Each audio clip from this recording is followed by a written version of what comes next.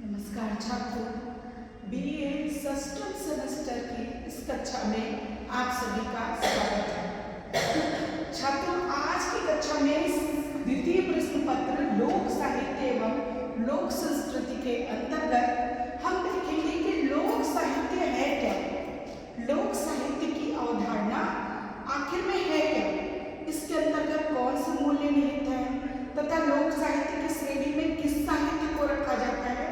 तो इस तथ्य की हम इस कक्षा के अंतर्गत पूरी तरह से देखेंगे कि इसमें क्या क्या चीजें आती हैं। तो लोक साहित्य वस्तुतः जनता के लिए रचा गया साहित्य, यानी वो साहित्य जिसका निर्माण जनता द्वारा किया गया है और जनता के लिए ही किया गया है। लोक साहित्य, लोक और साहित्य दो शब्दों के योग से मिलकर के बना है। लोक अर्थात जन सामान्य, वो जन सामान्य जो ग्राम जनपद का निवासी है, सभ्य और शिक्षित वर्ग लोक साहित्य के अंतर्गत नहीं आते हैं, क्योंकि लोक साहित्य के अंतर्गत गणना ही ग्राम जनता द्वारा सहज रूप से लिखे गए साहित्य की होती है। तो लोक साहित्य जनता के लिए रचा गया साहित्य होता है। लोक साहित्य को यदि देखें तो वह मौखिक अभिव्यक्ति है जिसमें जन सामान्य का लोक मानस प्रतिबिंबित रहता है। जन सामान्य वो जनता जो अशिक्षित है, जिसकी अभिव्यक्तियां, जिसके रीति रिवाज, जिसके विश्वास मान्यताएं मौखिक रूप से आगे बढ़ते हैं। लोक साहित्य की सबसे बड़ी विशेषता ये होती है कि भले ही किसी एक व्यक्ति के द्वारा रचा गया है, लेकिन यह मौखिक परंपरा के रूप में आगे बढ़ता है या लिखित रूप में कम प्राप्त होता है। तो जन सामान्य का लोक मानस प्रतिबिंबित रहने का आशय यह है कि इसमें जन सामान्य जो ग्राम जनपद की जनता है, जो निरक्षर है, जो सहज सीधी भोली भाली है, उसकी आशा, उसके विश्वास, उसकी मान्यताएं इस साहित्य में हम सुरक्षित देख सकते हैं।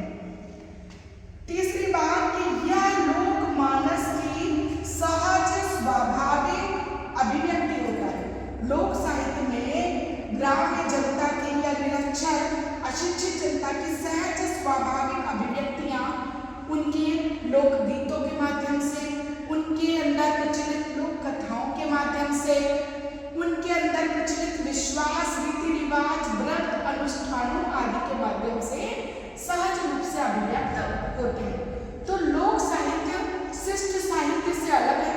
शिष्ट साहित्य जिसे हम अभिजात वर्ग का साहित्य मानते हैं, क्योंकि पढ़े लिखे लोगों द्वारा रचा जाता है और पढ़े लिखे वर्ग में ही प्रचलित होता है।